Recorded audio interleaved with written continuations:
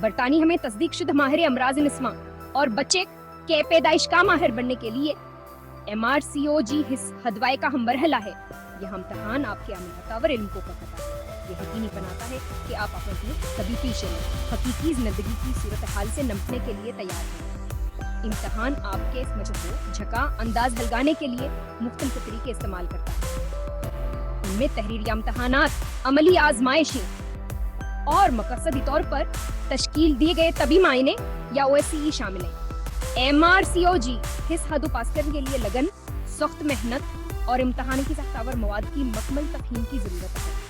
تیاری میں درسی کتابوں کا مطالعہ، کورسز میں شرکت، طبی مہارت کی مشق اور امتحان کی تکنیکوں سے خود کو آشنا کرنا شامل ہے۔ یاد رکھیں، مقصد اپنے مریضوں کو بہترین ممکن حدیث حال فراہم کرنا ہے۔ MRCOG حدوں کا آپ کا سفر آپ کو اس مقصد کو حاصل کرنے کے لیے ضروری مہارت اور علم سے آراستہ کرتا ہے۔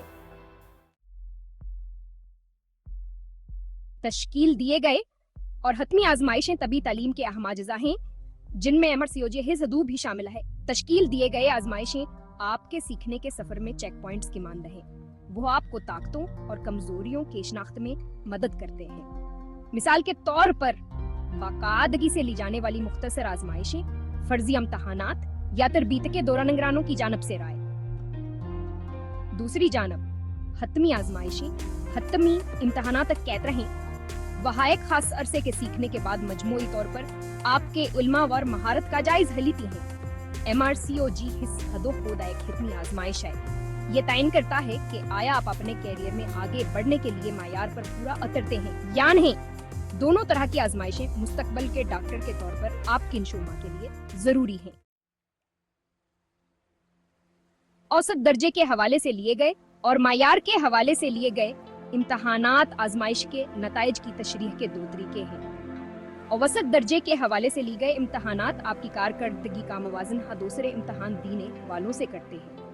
مثال کے طور پر اگر آپ نے ٹاپ 10% میں نمبر حاصل کیے ہیں تو اس کا مطلب ہے کہ آپ نے 90% سے زیادہ دوسرے امیدواروں سے بہتر کارکردگی کا مظاہرہ کیا ہے۔ معیار کے حوالے سے لیے گئے امتحانات، جیسا کہ نام سے ظاہر ہے کہ آپ کی کارکردگی کا موازنہ پہلے سے طے شدہ معیار یا اقدار کے خلاف کرتے ہیں۔ MRCOG حصہ دو بڑی حد تک معیار کے حوالے سے لیا جاتا ہے۔ اس کا مطلب ہے کہ آپ کو پاس ہونے کے لیے ایک خاص سطح کا علم اور مہارت کا مظاہرہ کرنا ہوگا، چاہے دوسرے کسی بھی کارکردگی کا مظاہرہ کریں۔